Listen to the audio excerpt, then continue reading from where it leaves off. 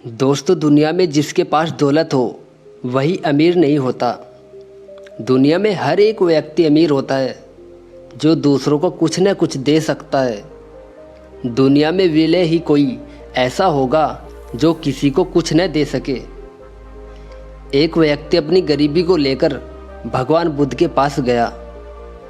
उन्होंने जो कुछ भी बताया वह सब दुनिया में पैसे का रोना रोने वालों के लिए सबक है। आइए समझते हैं भगवान बुद्ध की इस छोटी सी कहानी से कि क्या है वह अमूल्य चीज़ें आपके पास जो कि पैसे कमाने की भाग दौड़ में दिखाई नहीं पड़ रही। किसी गांव में गौतम बुद्ध सभा लगाकर वहां के लोगों का अज्ञान दूर कर रहे थे। उसी गांव में बहुत निर्धन और दुखी आदमी रहता था जो इस सभा के बाहर खड़ा होकर बड़े ध्यान से देखता रहता। वह देखता कि जब कोई अशांत और दुखी आदमी इस सभा के भीतर जाता है तब ऐसा लगता है जैसे वो दुनिया का सबसे बदनसीब इंसान हो, मगर लौटते समय उसके मुख पर तेज खुशी और दुनिया के सबसे खुश नसीब सुखी इंसानों वाली होती है। यह सब देख वह निर्धन और दुखी आदमी बहुत आश्चर्यचकित होता था और उसके मन में यही ख्याल चलता रहता कि एक बार वह खुद भी अंदर जाकर देखेगा। जब कई दिनों तक ऐसा होता रहा तो उससे अब रहा नहीं गया और वह उस सभा के भीतर जा पहुंचा, इस सोच के साथ कि अपने दुख और निर्धनता का निवारण करके सुखी हो पाएगा। सभा में जाकर उसने देखा कि गांव के कई सारे लोग अपनी अपनी समस्या लेकर बारी बारी से भगवान के पास जा रहे थे और अपनी समस्याएं उन्हें बता रहे थे। भगवान बुद्ध सबकी समस्या बड़े ध्यान से सुनते और हर किसी को उनका कारण और निवारण दोनों बताते, जिन्हें सुनकर वह लोग खुश हो जाते हैं। जैसे ही उस निर्धन दुखी आदमी की बारी आई तो वह भी भगवान बुद्ध के चरणों में पहुंच गया। उसने अपनी गरीबी और निर्धनता का कारण पूछते हुए भगवान बुद्ध से कहा कि मेरे इस गांव में सभी लोग अमीर हैं, सबके पास बहुत धन है जिससे वह सुखी भी है, तो भगवान ने मेरे साथ ऐसा क्यों किया? मुझे ही इतना निर्धन और गरीब क्यों बनाया?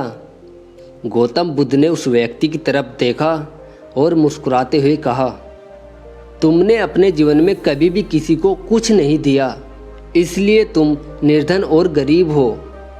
यह सुनकर उस गरीब को और भी ज़्यादा आश्चर्य हुआ।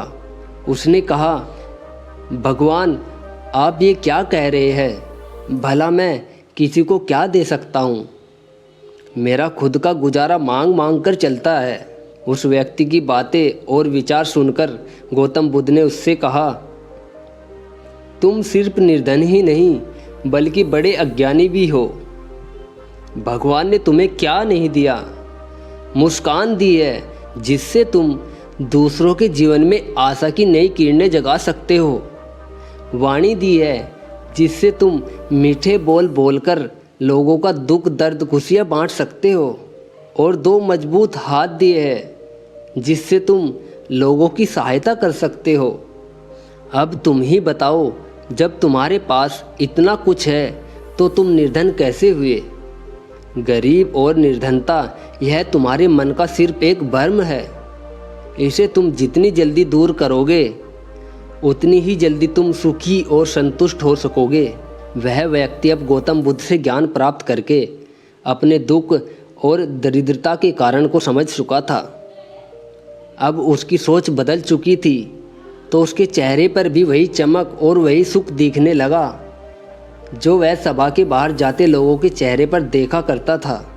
दोस्तों, शुरू की दो लाइनों का अर्थ शायद आपको समझ में आया होगा।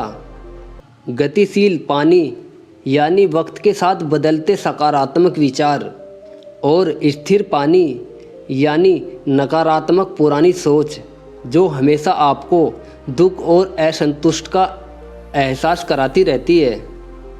इसलिए जो विचार हमें दुखी करते हैं या दुख देते हैं हमें उन्हें बदल देना चाहिए, क्योंकि हो सकता है वह केवल एक भ्रम हो।